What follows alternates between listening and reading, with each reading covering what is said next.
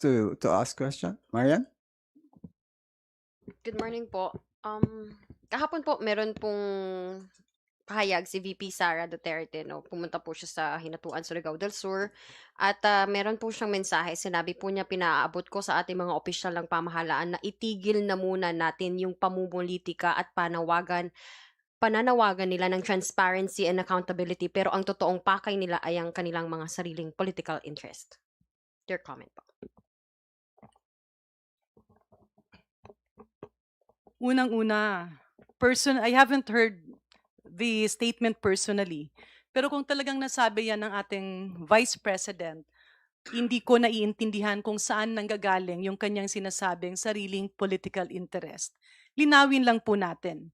Noong nakaraang 3 araw na nagkaroon ng impeachment trial, naipresenta ng ating prosecution na ilatag yung aligasyon dun sa articles of impeachment kung saan andun yung threat sa Pangulo, sa First Family, and of course our former Speaker. Hindi po ito pamumulitika dahil kaakibat ng responsibilidad ng isang nahalal na opisyal, lalo't-lalo na't you are holding the second highest position, kaakibat ng mataas na posisyon ay ang responsibilidad at ang accountability. Hindi naman tinitigil yung serbisyo sa taong bayan, patuloy na tumutugon ang gobyerno sa mga pangangailangan, patuloy na gumagalaw ang Kongreso, patuloy na nagtatrabaho ang Senado, ngunit we cannot have selective tasks. Hindi pwedeng piliin lang natin yung ating trabaho dahil ang ginagawang impeachment trial ay sang-ayon sa saligang batas.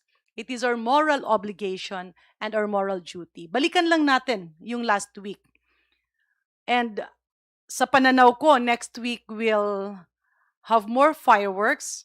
Magiging exciting din yung next week. Pero kung ibalik natin dun sa nakaraang unang 3 araw ng pagdidinig ng impeachment court, which is the Senate in this case,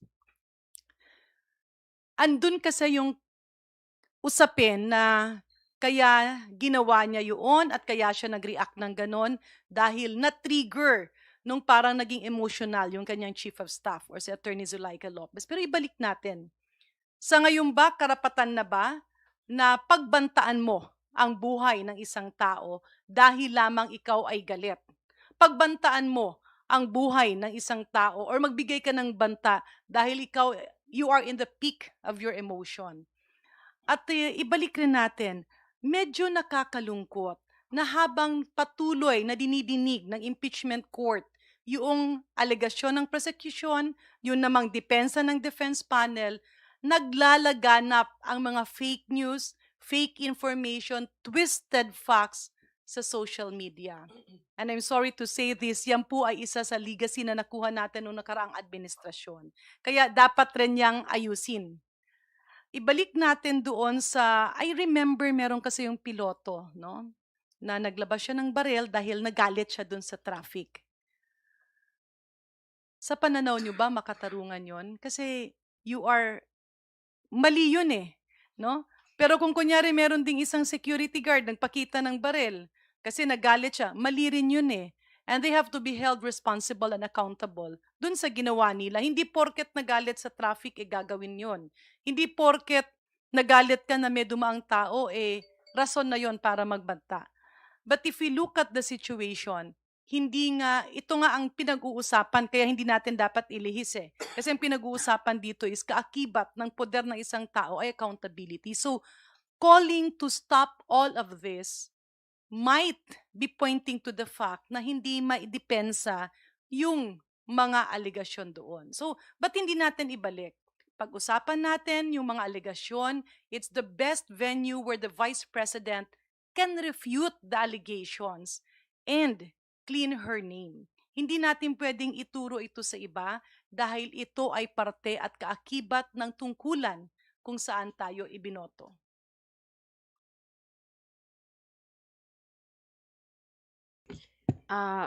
Para na rin po kina Kong Ridon and Kong Chua, meron din po siyang sinabi sa ating mga opisyal ng pamahalaan, tutukan natin yung kaayusan, kapayapaan at kaunlaran ng ating bayan. Matagal nang nag-aantay ang ating mga kababayan na maging mas maayos daw po itong bansa.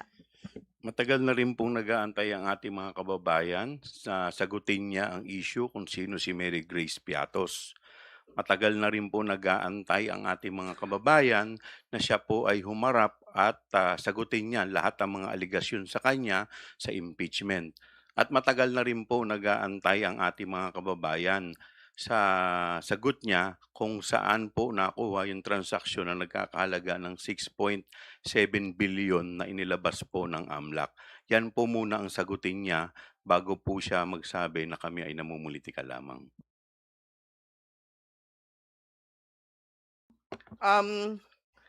Ayoko na sana dagdagan yung binanggit ni Congressman Joel, no? Pero kailangan balikan din ho natin yung pong binabanggit na wala ding ginagawa, no? Kasi hindi din naman po ito totoo, no? So, marami hong iba't ibang mga interventions na ginagawa po yung pamahalaan para tutukan po yung iba't ibang mga pang-ekonomikong mga usapin na kinakaharap po ng ating pong bayan, no? So, may mga tunguhin para doon sa pagpapataas ng sahod ng iba't ibang mga rehiyon. No, may mga tunguhin din po para tiyakin po na yung pag-abot ng upper middle income status ay actually maranasan ng mga ordinaryo po nating mga kababayan, no? So, hindi po totoo na consumed by politics lang po yung pong ginagawa ng atin pong pamahalaan. May aktual na pagtugon doon sa mga batayang usapin at tingin ko nakatutok po yung pamahalaan sa mga bagay po na ito. Last na lang po na follow-up. Kung Green, you mentioned earlier na may more fireworks po next week. Ano po yung mga abangan nating pasabog po sa susunod na linggo? And I think grave threats nga po tayo, no? Naglatag na sabi niyo po ng malakas na ebidensya. Pero both of you, Kong Chua and Kong Terry Ridon, confidential funds and unexplained wealth, papunta pa lang ba tayo sa exciting parts? Yung mga ilalatag, hintayin na lang natin yung next week, no? Kasi hindi natin pwedeng mapag-usapan yun ngayon. All right. Sorry, just to answer. Akala ko sasagot si Kong Joel. Ang totoo, nasa exciting part na tayo eh. Hindi ba? Hindi ba exciting yung linggong ito? Kasi very visceral po yung video na nakita ho natin doon po sa paglalatag po ng unang witness pa lang. Hindi ba? So, I'm quite certain as we go into confidential funds misuse, bribery, and unexplained wealth, which are basically the beating heart of the impeachment trial, mas marami pa ho tayong matitisod at makikita na mga pasabog dito po sa paglilitis po na ito. All right, Annalie.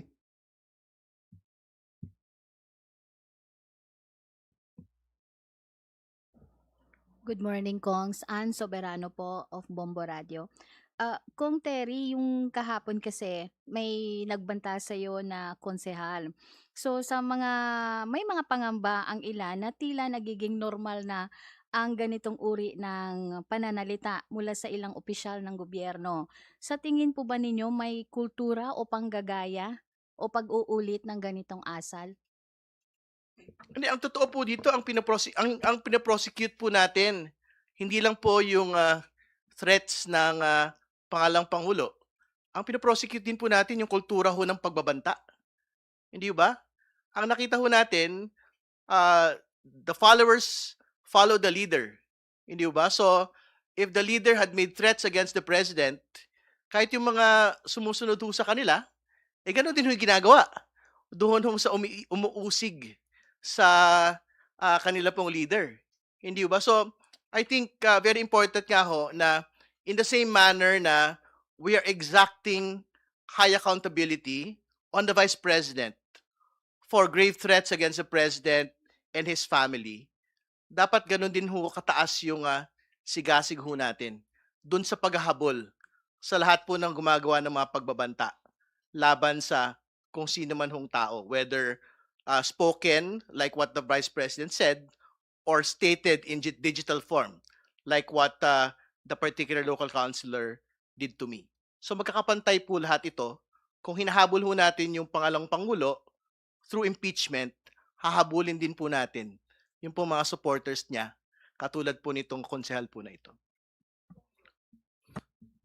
Kung titignan natin yung mga nangyari nitong mga nakaraang linggo, nakaraang buwan, hindi lang pagbabanta, pati po yung mga nagkaroon na ng issue. Kung maalala ninyo sa Tacloban, yung pamamaril ng mga minor de edad, kung kaya nga naging issue rin yung pagbaba ng edad doon sa juvenile law. Pero nakikita natin wala naman doon sa batas yung problema. Ang nagiging problema ngayon ay yung mga tao na tinitingala natin, nakikita natin, napapanood natin, yung mga asal na kanilang pinakikita. Hindi lang sa kanilang mga tagasunod, bagkus sa asal na pinakikita nila sa mga bata. Ngayon, ito pong pagbabanta na ginawa po, ito po ay hindi ordinaryong pagbabanta. Dahil ito pong pagbabantang to ay pagbabanta sa head of the state. Ibig sabihin po, ito po'y pagbabanta sa Pangulo ng Republika ng Pilipinas na nagrerepresenta sa ating bansa. Yun po ba tama po na nakikita ng mga bata, yung mga ganitong klase na pagbabanta? Kaya nga po kami po, hindi lamang po natin ito pinananagot dahil siya po ay vice presidente. Pero gusto rin po natin ipakita sa mga sa mga bata, sa mga kababayan natin na ganito po ay mali po. Hindi po ito ang dapat na asal o inaasal ng mga tao, lalong-lalo na po yung mga nasa pinakamatataas na posisyon sa ating lipunan. Dahil kung ganito po ang magiging asal, ano pa po ang pupwedeng gayahin ng mga bata? Dahil kami pong lahat, lalong-lalo na po yung may pinakamatataas na posisyon, sila po ay nanumpa ng kanilang tungkulin na susunod sila sa ating saligang batas, sa ating mga batas na umiiral. At ito pong pagbabanta ay maliwanag na violation ng ating saligang batas, violation ng kanilang oath of office. Kaya nga po, culpable violation of the Constitution. At yung kanilang mga followers, yung mga bumoto po sa kanila na 32 million, ito po ay betrayal of public trust dahil ito po ay hindi dapat inaasal ng mga taong nasa may pinakamataas na tungkulin. At ako po naniniwala, yung mga bumoto po sa amin, yung mga naghalal po sa amin, hindi po ito yung asal na kanila pong inaasahan sa kanilang mga leader. Balikan ko lang yung nasabi ni na may nagbanta kay Congressman Terry Ridon. Pero dito naman, yung pagbanta na pinag-uusapan sa impeachment court ay pagbanta ng pagpatay. No? Kasi marami pwede kang magbanta ng sulat.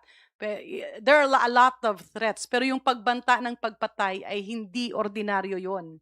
Hindi rin ordinaryo yung pagbabanta kay Congressman Ridon dahil hindi kasang-ayon sa kanyang sinasabi. Ang dapat na ginawa ng konsehal na ito ay sagutin at linawin kung ano yung punto niya. Threatening somebody, especially if you are in an elected position or maski hindi elected position, kapag ikaw nasa posisyon ng superiority, kunyari ikaw ay isang may-ari ng malaking negosyo, nagalit ka sa iyong empleyado, kung galit ka dahil may nagawang empleyado, maintindihan natin yon. Pero hindi makatarungan na barilin mo o patayin mo ang iyong empleyado dahil nagalit ka.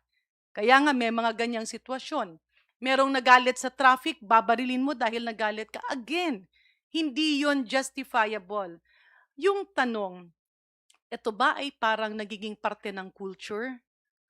Admittedly, as a mother, nakikita ko itong lumalaganap sa ating komunidad ngayon. At bakit? Dahil naipakita noong mga nakaraang taon na normal lang na pagbantaan mo ang isang tao, which is wrong. Kaya nga ipinapakita natin ito na hindi ito nararapat at hindi ito dapat gayahin ng ating future generations. Imagine a chaotic world, a chaotic country, kung saan kapag kunyari magalit yung estudyante at nainis siya sa teacher, pagbabantaan niya, napapatayin. Mali yun eh. And that is why meron tayong mga batas. And that is why kaakibat ng posisyon ay pananagutan. Hindi pwedeng gawing normal yan at yung konsehal na gumawa noon ay dapat niya ring i-explain. Because as an elected official, merong certain idealism na ipinapakita yung ating mga supporters. And we have to set a good example. Dahil kaakibat ng ating posisyon ay pananagutan. Again, maski galit ka or meron kang inaayawan, hindi ito rason para magbanta ka sa iba. Lalo na kapag ito ay banta ng pagpapatay.